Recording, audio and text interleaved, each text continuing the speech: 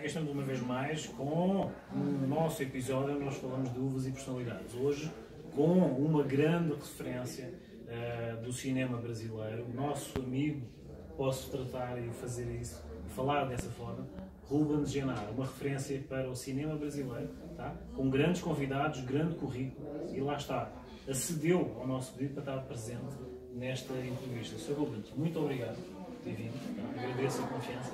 Então vamos começar já de um modo informal.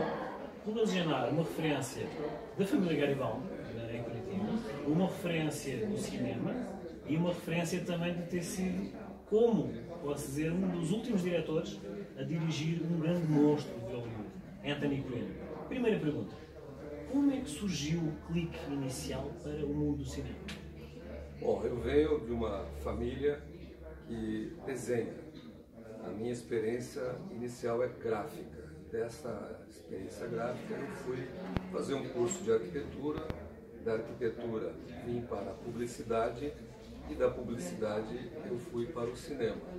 Ou seja, da imagem fixa eu tentei caminhar com as imagens em movimento, que é o cinema, que é o audiovisual. É uma coisa progressiva na descontinuidade que é a vida. Mas falando da nossa amizade, você tem a minha recíproca amizade e admiração pelo seu trabalho, e assim eu saúdo inicialmente os seus espectadores e telespectadores. Obrigado pela confiança. Nesse caminhar, muitas personagens se fizeram presente. Nós, em off, já falámos sobre a questão de como é que foi, posso dizer, o escolhido por Anthony Quinn para fazer um dos trabalhos de relevo de Anthony Quinn. Como é que foi essa responsabilidade, esse sentido de ser o escolhido? Bom, o Quinn, numa ligação que eu fiz a ele na época, ele me disse: "Is it time to go now? I'm going to Brazil." Aí eu perguntei: "But Mr. Quinn, and the liars, the agreement?" Ele disse: "Oh, I hate the liars. Fuck the agreement. I am going." E disse que era a experiência que ele gostaria de fazer na América do Sul. Veio para Curitiba para fazermos um filme Hollywood, e a crítica contrária diz que é o último filme dele porque o filme é ruim. Mas acredito que não, porque o filme continua sendo exibido desde então, desde que foi lançado, sem parar, em algumas televisões, em alguns cinemas pelo mundo. À exceção do período da pandemia, nós sempre temos notícias de que o filme continua sendo exibido. Recentemente, alguns jornais italianos fizeram uma reportagem sobre o Oriundi e a memória do Anthony Quinn. O que o Quinn me ensinou foi a pensar de maneira grandiloquente, no sentido de uma grande loucura de fazer, de buscar fazer, não de ter uma grande loucura destrutiva, mas ao contrário. O nosso desafio, principalmente nesse momento que o Brasil e o mundo está numa situação muito difícil, nós temos que sonhar e pensar grande, pensar no impossível, para que possamos fazer aquilo que é possível dentro do nosso microcosmo. Então o Quinn me dizia: "Be professional, you are the producer." Ou seja, você tem que ser corajoso, os problemas vão acontecer e você tem que tentar resolvê-los. E para desse mimimi latino-americano de ficar culpando o governo, culpando isso, culpando aquilo. Muitas vezes a solução para os nossos problemas está ao nosso lado. Nós temos que aprender a ver isso, essa equação, buscá-la. De maneira que, tendo feito esse filme, nós avançamos para outros projetos. Um foi fazer o filme Cafundó, que é uma coprodução nossa com a Prole de Adão, do Paulo Betti.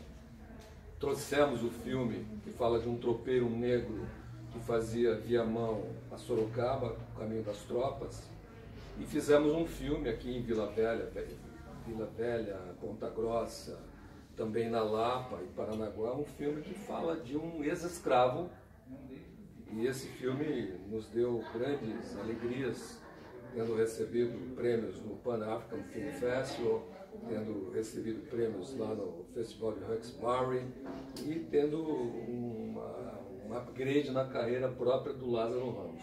Mas o detalhe que esse filme fala de um preto velho foi feito num estado e numa região que eu confesso, para minha surpresa, uma região onde as elites ainda são, infelizmente, muito racistas. Lamento dizer que no Paraná, em certas regiões do Brasil, notadamente no Sul, há um racismo terrível com relação aos afrodescendentes. De maneira que nós contribuímos para que esse racismo seja diminuído a cada dia e estamos solidários às causas dos afrodescendentes. Como estamos solidários nas causas das minorias. E buscamos, através do nosso, digamos assim, às vezes equivocado cinema, dar respostas para essas pessoas, para essas minorias, para esse sem voz. Né? Não de maneira messiânica, mas é porque a nossa imperativa necessidade no momento é de fazermos algo para que o nosso espectador, o nosso brasileiro, o nosso sul-americano, o nosso latino ibérico lá de Portugal entenda que nós fazemos parte de uma grande comunidade ibero-americana e que temos que produzir audiovisual para nós, usando as nossas obras literárias, o nosso grande acervo, sem nos contrapormos de maneira violenta aquilo que nos é imposto numa variante assim, a cultura McDonald's. Eu vou lutar até o último momento para que eu não me transforme num sanduíche do McDonald's e nem aquela cultura que eu herdei.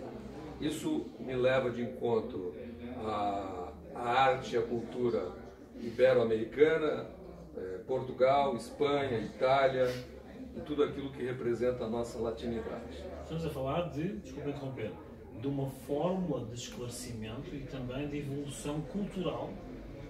Tu, como, lá está, como catalisador, não é radical, mas uma variável radical livre que tem como objetivo, através da tua obra, da tua arte, da tua expressão, da tua assinatura, fazer esse esclarecimento, correto?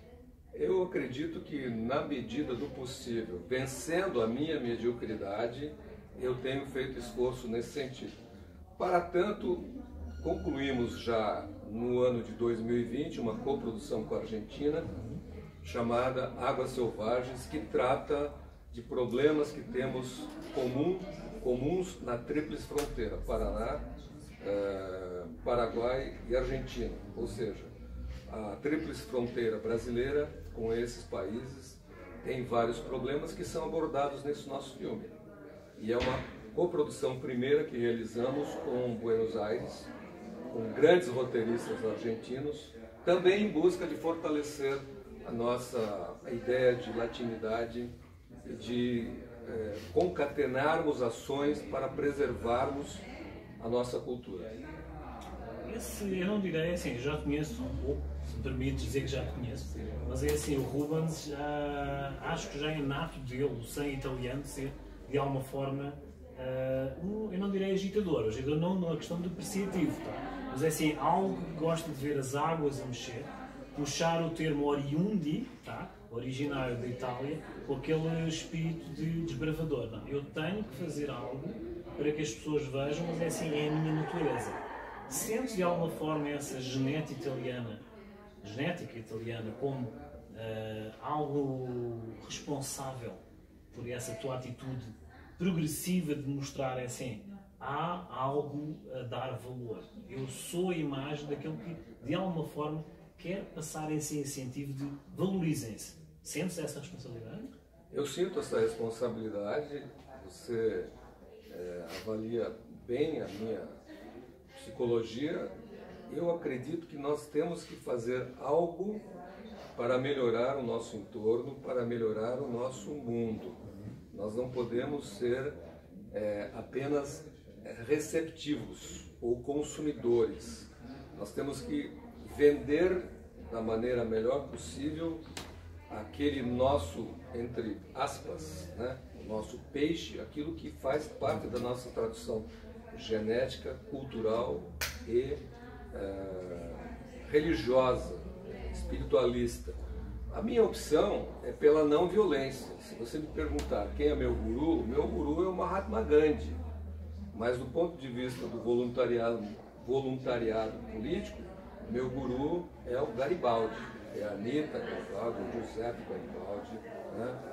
Como existem outros grandes exemplos da história portuguesa e europeia, e sobretudo latino-americana. Então, assim, o nosso audiovisual, ele é um audiovisual engajado, não partidariamente engajado, mas na busca da preservação da nossa sonhada unidade sul-americana, né? Identidade própria. Identidade própria. Por que nós não podemos falar dos nossos indígenas, dos nossos afrodescendentes, das belas histórias que Portugal teve com o Brasil, né? Por que nós não podemos falar do imperador Dom Pedro II, que era uma figura exponencial na vida do Brasil e do mundo em determinado momento, e permanece aí nas brumas do tempo, né? Uma grande entidade, que foi o Dom Pedro II. Nós não temos filmes a respeito, né? Enquanto isso, exaltamos certos golpistas de uma mediocridade estrondosa, né? Então, veja, as ideias dominantes de uma época são as ideias da classe dominante. Nós não somos a classe dominante, portanto, vamos falar das ideias que não são dominantes.